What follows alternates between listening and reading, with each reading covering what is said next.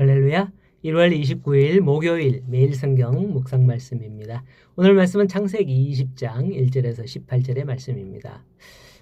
옛날 집들 문들이 그 방문 이런 게 심이 낮았던 걸 기억하시나요? 방에 들어가려면 매우 겸손하게 문을 열고 머리를 숙이고 들어가야만 했었습니다. 저는 어릴 때에 조그만 아이여서 잘 모르겠는데요. 어른들은 그렇게 수그리고 다니더라고요. 한 사람이 매일같이 문을 지나면서 머리를 쾅쾅 부딪혔습니다. 사람들이 말했어요. 문이 낮으니 몸을 좀 숙이세요. 그때 그는 대답했습니다. 알아요. 그러나 제가 늘 부딪히죠. 그렇게 말은 하면서도 그 다음 날도 그는 알면서도 몸을 숙이지 않고 쿵쿵 머리가 돌머리인지 어쨌든 숙이지 않았습니다. 왜 그럴까요? 이 이야기는 무지가 아니라 태도의 문제임을 말해주는 거예요. 머리를 숙이면 되는데, 태도를 좀 숙이면 되는데 숙이지 않으니까 그렇게 된다는 거죠. 오늘 말씀해 보면 아브라함이 또 자기 아내를 누이라 이렇게 함으로써 사건이 벌어지는 이야기입니다. 지난 12장에서 기근으로 말미암아 애굽에 들어가면서 이와 똑같이 자기 아내를 누이라고 했다가 큰 사건이 벌어지죠. 그런데도 오늘 똑같은 말을 반복해서 하다가 또 다시 사건이 벌어집니다. 어쩌면 이거는 지금 시간적 간격이 사실은 24년이에요. 24년 전이어서 그런 일을 겪었던 걸 이제 먹고 있었나 싶기도 합니다. 우리는 여기서 인간의 연약함을 절실히 다시 한번 깨닫게 되는 거죠. 그럼에도 불구하고 하나님은 아브라함을 책망한 게 아니라 오늘 보니까 사라를 데려간 아비멜렉을 책망하면서 아브라함의 편에서 모든 것을 해결해 주시는 것을 볼 수가 있습니다. 이것은 하나님께서 자기 백성들의 허물을 덮어주시고 감싸주신다는 것을 알 수 있는 겁니다. 그렇게 또 반복하여 죄를 짓고 또 반복하여 죄를 짓고 숙여요 하지만 꽝꽝 죄를 짓는 이런 모습 가운데 있지만은 하나님께서는 자기 백성의 허물을 덮어주시고 감싸주신다는 거예요. 본문 1절에 아브라함은 네게브 땅으로 옮겨가 가데스와 술 사이에 그랄에 거주하면서 자기 아내 사레를 누이라고 했다라고 합니다. 그때 그랄 왕 아비멜렉이 사라를 데려가는 사건이 발생을 합니다. 전에도 말했지만은 그로부터 24년 후니까요. 사라가 얼마나 예쁘다고요? 89세 할머니예요. 와, 대단하죠. 우리 교회 어르신들 자부심을 가지셔도 됩니다. 예.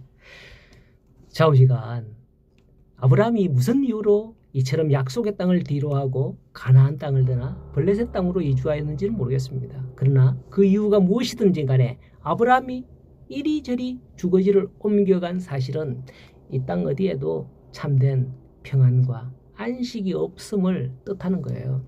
애초에 아브라함을 부르실 때에 내가 네게 보여줄 땅으로 가라 라고 말씀을 하셨죠.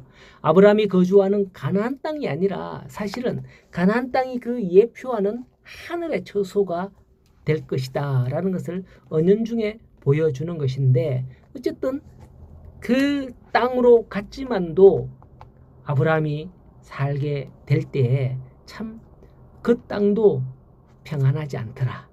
안식이 없더라. 라는 것을 또한 우리에게 보여주는데 그러므로 우리에게 참된 안식은 땅에 있는 게 아니라 바로 하늘에 있다. 하늘 처소에 있다. 라는 것을 우리에게 은연중에 보여주는 예표의 말씀이겠죠. 자, 이런 가운데 아브라함이 자기 아내를 누이라고 한 것은 이 땅에서 자기 생명을 보존하기 위한 조치였습니다. 이것은 조금 파렴치하게 여겨지겠지만 인간적인 입장에서 볼 때 전혀 이해하지 못할 일은 아니었습니다. 왜냐하면 12절에 보면 사레는 본래 이복 누이로서 아브라함의 아내가 되었기 때문이죠. 그럼에도 아브라함이 사라가 자신의 아내라는 것을 속이려 했다는 점에서 그의 태도는 명백히 실수였고 인간적인 처세술이었던 겁니다. 오늘날 보면 인간적인 처세술에 관한 그런 책들이 많이 있습니다. 성공의 비결, 투자의 어떤 귀재, 주식의 신, 등등 이런 제가 이름을 지어내는 거지만은 어쨌든 그런 비슷한 그런 종류의 책들이 참 많아요. 이런 것들 보면 와, 나도 성공할 수 있겠구나 그런 마음이 들고 하는 그런 것들이 많이 있죠. 어떻게 하면 돈을 많이 벌고 어떻게 하면 성공하느냐 하는 그런 처세술을 알려준다고 하지만은 이러한 처세술만 믿었다가 잘못하면 더 큰 문제만을 야기시키고 말 수도 있습니다. 진리를 떠난 인간적인 처세술은 결코 선한 결과를 낳지 못하고 오히려 악한 결과만을 낳는다는 것을 잘 보여줍니다. 그러므로 성도 여러분, 어떤 어려운 문제에 봉착했습니까? 결코 인간적이고 세속적인 방법으로 해결하려고 하지는 마십시오. 이 말은 사람을 의지하지 말고 이런 말이 아닙니다. 살면서 인간관계 참 중요하죠. 정말 중요해요. 인간관계. 하나님께서도 나중에 보면 알겠지만 사람을 통해서 도우시거든요. 뭐 하늘에서 뭐 짠 해갖고 하나님이 나타나서 도우시던가요? 아닙니다. 다 사람을 통해서 도우시고 이렇게 하거든요. 앞서 소돔과 고모라로 들어간 천사도 사람의 모습이었잖아요. 다만 우리가 먼저 하나님께 마음을 두고 기도하면 그 문제의 해결책을 하나님께 마음을 두고 기도하면서 찾으라는 거예요. 그러면 하나님께서 문득 생각나게 하시고 또 어떤 때는 우연치 않게 만나는 사람을 통해서 아니 저 사람 이러면 어떤 사람이나 생각이나 방법이 떠올라지게 될 겁니다. 그러면 그게 해답인 거죠. 선후 관계 이게 바뀌면 안 돼요. 사람을 먼저 막 떠올라서 그 사람에게 막 이렇게 하면서 이렇게 하는 게 아니라 우리가 먼저 기도하면서 하나님 이 문제가 어렵습니다. 도와주세요. 기도하면 하나님께서 어떤 사람을 생각나게 하시고 어떤 일을 생각나게 하시고 이래서 도우시게 된다라는 거죠. 이 하나님의 백성이 잘못할 때 그 여파는 이후에 보면 실로 어마어마하게 나타날 수 있습니다. 하나님은 아브라함을 통해서 이루실 일 때문에 아예 아비멜렉 가문의 모든 태를 닫아버립니다. 하나님이 귀하게 보시는 성도 한 사람 때문에 하나님은 세상과도 그 성도를 바꾼다는 거예요.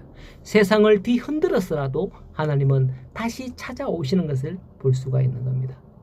아비멜렉이 사라를 돌려보내면서 이후에 속죄의 대가로 은천개를 주어서 수치를 가리게 하지 않습니까? 17절에 이로 말미암아 아브라함이 기도하며 아비멜렉과 그의 아내와 여종을 치료하사 출산하도록 태의 문을 여시는 것을 말씀을 하고 있습니다.